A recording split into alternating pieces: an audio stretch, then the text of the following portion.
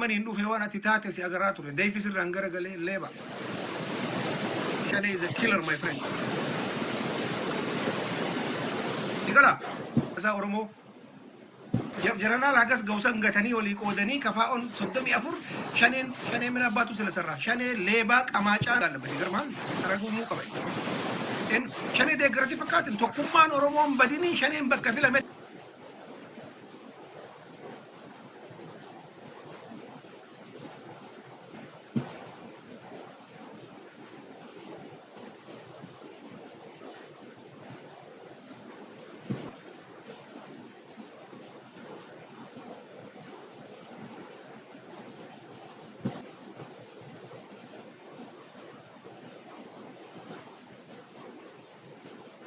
jiru kanarratti qabsoo gaggeessuutti jiru.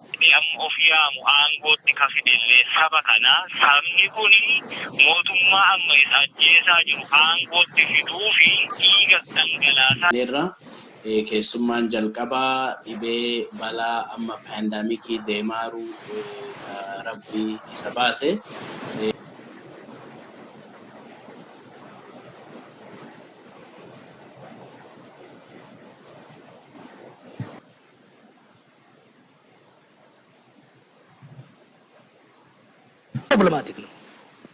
ፕሮብሌማቲክ ነው ለአንዱ ከፍታ የነበረው ሌላው ሸለቆ ነበር ለአንዱ ደስታ የነበረው ለአንዱ ሀዘን ነበር ለአንዱ ድል የነበረው ለአንዱ ውርደት ነበር ስለዚህ ያ መነሻ ችግር አለ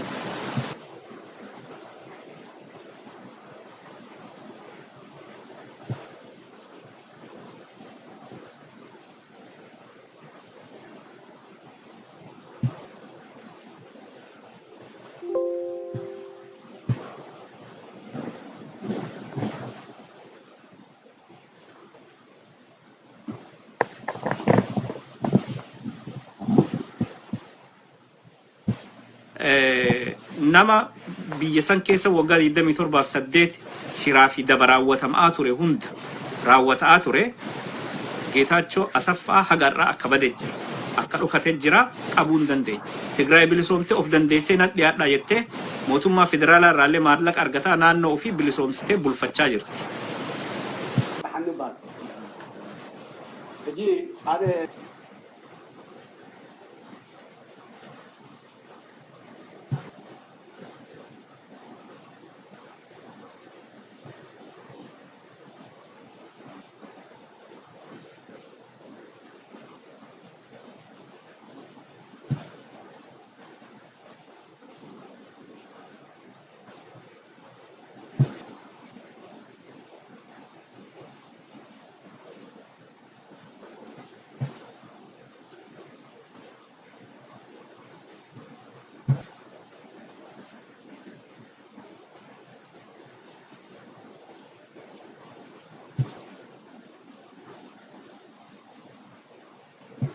Fuula san jirtan cufaatti irraallee nagaa san gaafanna.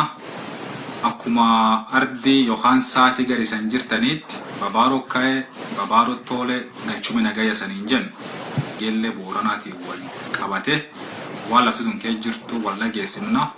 Akkasuma sunii taansee godinii booranaallee ka gam dirree waan keessa kinni jiru.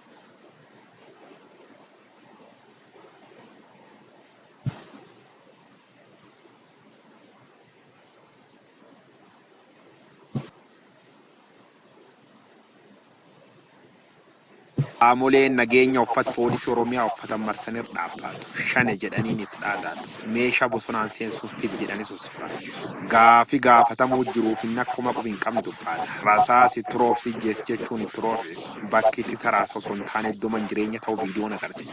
Viidiyoo daqiiqa 2:38 taraan shane yaayuu dadhabdee himu waan si gaafan jechuun baay'isanii dara.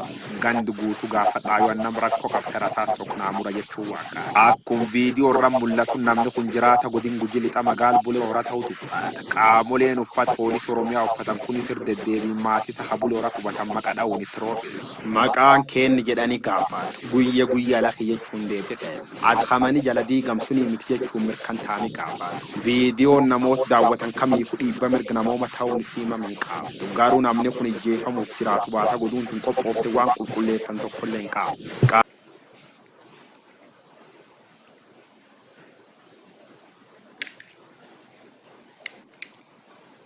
Harkaa qabna Haji Butaan mootiin Girrisaa ilmi qaallichaa karoora baandaalee waan isaan itti jiran uummata Oromoo barsiisna hubachiisuun barbaachisaadha. Dhiyaadhaa invite share godha hedduu tana hojiidhaaf xiqqoo